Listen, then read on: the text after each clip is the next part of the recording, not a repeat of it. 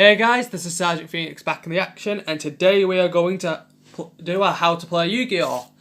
And as you know, I've already done all the basics, even links, but today's on the new format, which they have shown on the Vrain seasons, called extra linking and the other and extra stuff. So if you don't know what extra linking is, if you know link summoning, you have your link monster, let's say this one. And you can summon monsters from your extra deck as long as it points to one of these. But as long as it's summoned, but it only works if it's summoned from the extra deck. But if you summon it from the graveyard, it doesn't. You can just put it wherever, pretty much, which is actually not bad. So if you let's say I special summoned a link monster from a graveyard, I could put it, even though it's pointing there, I could put it there. So when that's gone, that won't matter, as far as I know. But extra linking is based on the points. How it works is you would need a link monster in your extra monster zone. You'd need links on your main monster zones, and it goes to your extra monster zone. So if your opponent is not occupying this one, you can use that one. So let's say I did this, and these are only just for demonstrations. This points to there. I special summon this link monster, and I have this one. I use the arrows which show here. I'm creating a pathway. And then I summon this one. I have an extra link. And some monsters do have extra link rules that they have.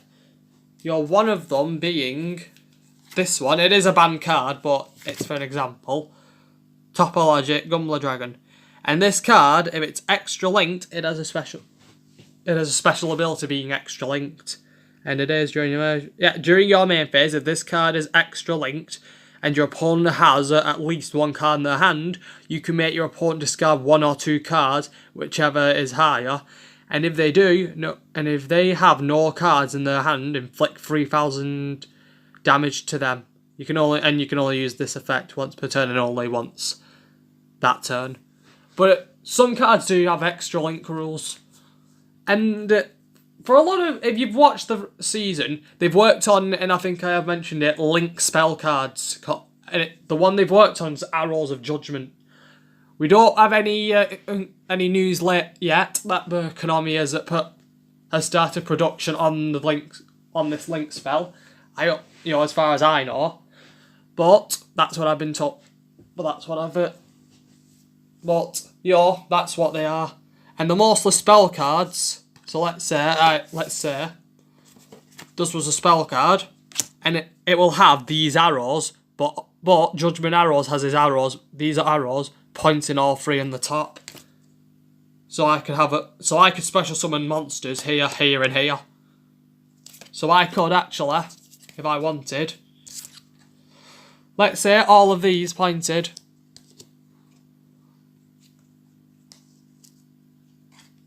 I could literally have all four, even like this, because my link spell would be pointing here, so it would actually count.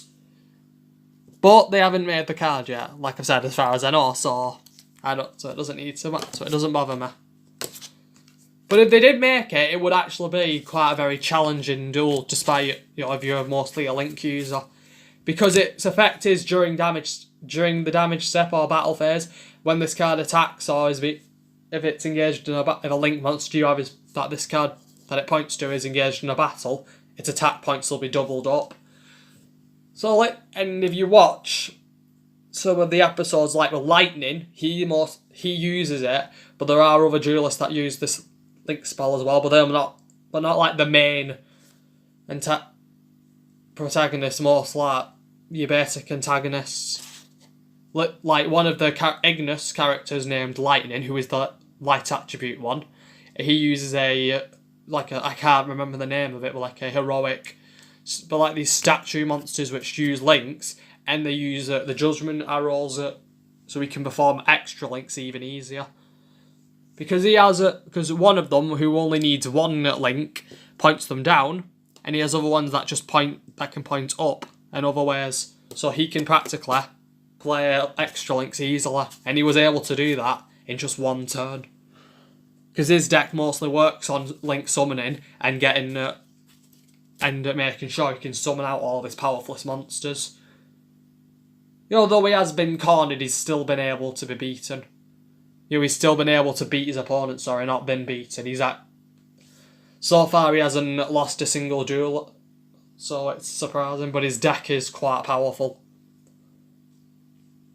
But again, it's a very difficult thing to do, Link. Extra linking is quite difficult to do, but you'd need to make sure you've got a way of summoning out all of your monsters out so you can use them for link materials or summon back your links.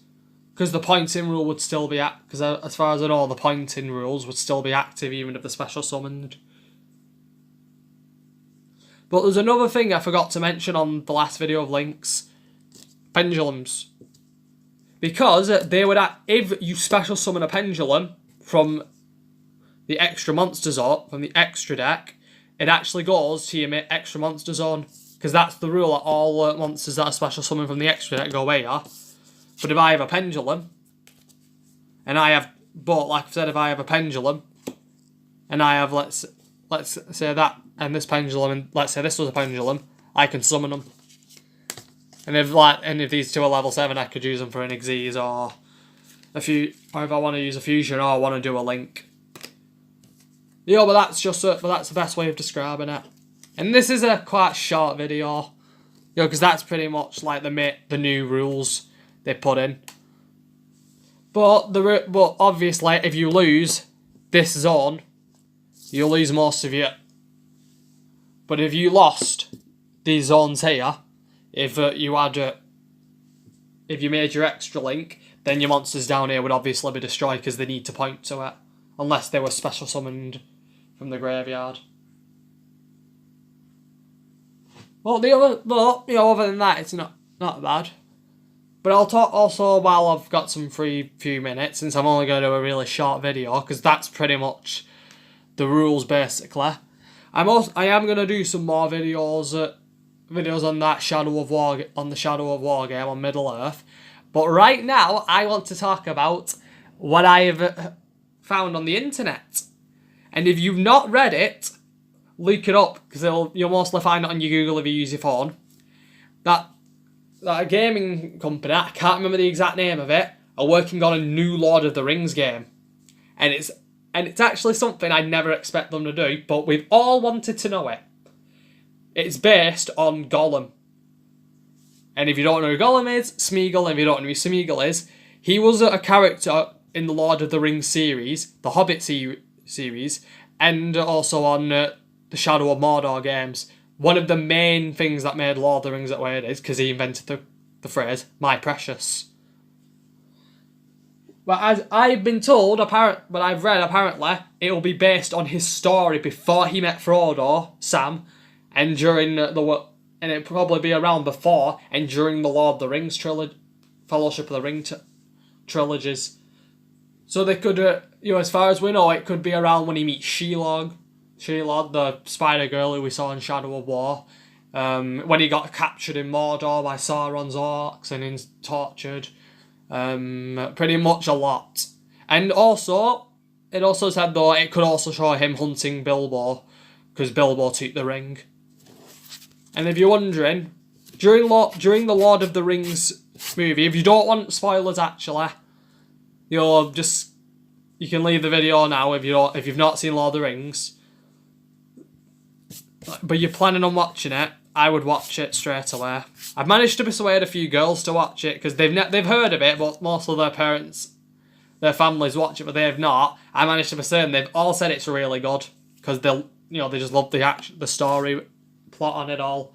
It's what makes Lord of the Rings really good. But back to Smeagol. After the War of the Second Age of Middle Earth, when Sauron was defeated and Isildur took the Ring of Power from Sauron and used and practically kept it as a trophy, and made it the heirloom of his kingdom. When he was attacked by orcs and was killed, the ring was left in the bottom of a lake, where Smeagol and his friend found it. His friend found it, but Smeagol killed his friend and took it. and took it and used it to know secrets and steal stuff. But when people found out, he got kicked out, and then the ring transformed him into what he looked like now, slowly. And they show this backstory of Smeagol getting the first seeing the ring and taken it from his friend on the third movie, which is really good. But during that time, he was mostly living in tunnels and caves in the mountains, and he forgot who he was, and then earned the nickname Gollum instead of Smeagol. Smeagol's his real name, but but he became Gollum when he found the ring, and it practically drove him mad. And this ring, the One Ring from Sauron, granted him long-lasting life. So he lived for 500 years with that ring in the caves, which poisoned his mind. Until when he met Bilbo Baggins and he dropped his ring, Bilbo took it, and Gollum and him and Bilbo played a game of riddles, and Bilbo, obviously, if he won, Gollum would show him the way to get out of the caves. And if he lost, then Gollum would eat him. And Bilbo won the game, so he promised. So obviously Smeagol promised to show him the way out, but asked him because his riddle was what he had in his pocket, and that's how he won, because he wouldn't have known he had the ring in his pocket. But he didn't show him what it was, but Smeagol figured out that he had the ring, so just by not asking what he had in his pocket, because he realised he lost the ring. Bilbo managed to escape, and according to the stories, he went looking for it, but couldn't find him anymore. So he went. So during the time, I don't know the exact story or what he did after that, but I know he met Sheilod, who was the Spider Girl. He persuaded him to practically trick orcs into going to her cave so she could eat them. But during when Sauron returned and his orcs armies were being restored and his fortress was rebuilt, Sauron found him and used him to find where the ring was because he knew Bilbo had the ring. So Gandalf, who is also a character, a wizard, looked everywhere for Gollum, but the orcs found him first and caught him. So they tortured and interrogated him to find out where the ring was, and they managed to get 2 words: Shire and Baggins. Because the Shires where the hobbits live, and Baggins, which is Bilbo's last name, live in Hobbiton, in the Shire. So Sauron sent the 9 to go for the ring, and the 9 are like Sauron's slaves to his will. Also, and you can also call them the Black Riders, the Ringwraiths, or what most people call them, the Nazgul, because that's what they were pretty much called.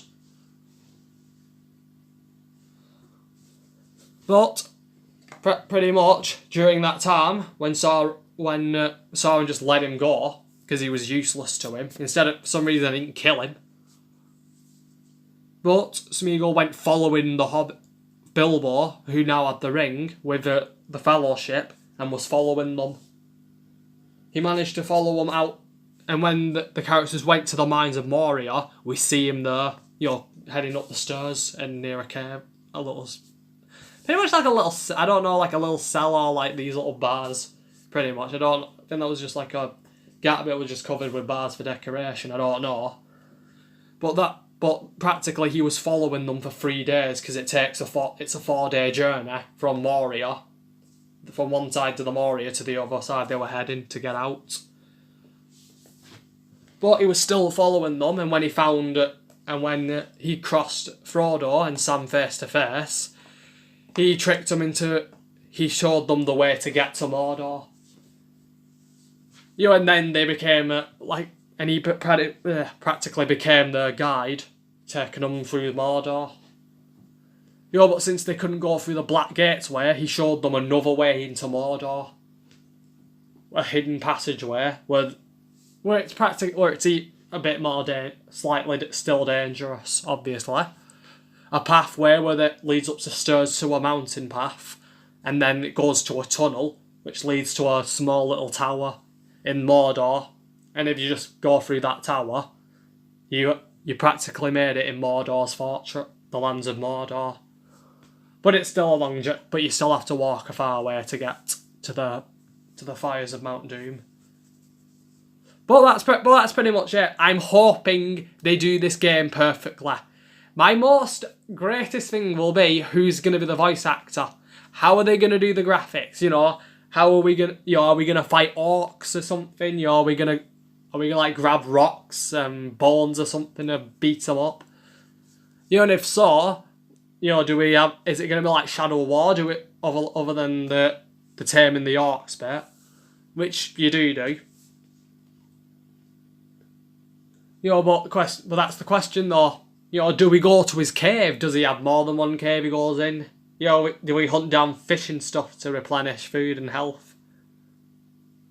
Because Gollum was a picker when it comes to food, because he mostly ate goblins, bats and fish. And they were always, raw and still slightly alive. But the goblins, they mostly killed straight away with a rock. Big rock, was practically his weapon of choice to knock him out and kill him. I would love to know though how the hell he got his hands on the bats, because he couldn't have led traps or anything. But still, I've done pretty much the basic rules, and I've had a chat about the new game. I am going to do some more on Shadow of War. I've had to restart it, unfortunately. I was recording the third video to post later on, but there was a problem. But then the power went off where I live, so that was fun. But it's still saved where I was. So I've just restarted the game, and I've just gone. I'm pretty much going to go through where I went, but I've only lost 5 minutes. But I've only got up to 5 minutes to the game anyway, so I know what happens for 5 minutes after the clip scene, what we see. So that's a good thing. And the same. And I also lost it, and I also did a video on Tomb Raider, but I lost. But the video got lost, but I only lost 30 minutes. Which was easy, but we only lose a character there, so that's a downside. But I can't restart that game because I've already gone. Because according to what I've gone through, I've already nearly finished it, so I've come all that way. But I can start I can start Shadow War because I've just started, so it's pretty much easy. And it'll only take me 2 hours. It'll only take me like a few minutes, since I know what's going to happen. To get it all done, I can skip the scenes. So that's my video now. I've done the basic rules. I've had a chat. I had a little talk about the new game that they'll be releasing. I don't know when the release date for this Gollum game is. I'm hoping it'll be good, because the second it's out on stock, I'm buying it. But until then, this is Sergeant Phoenix, over and out.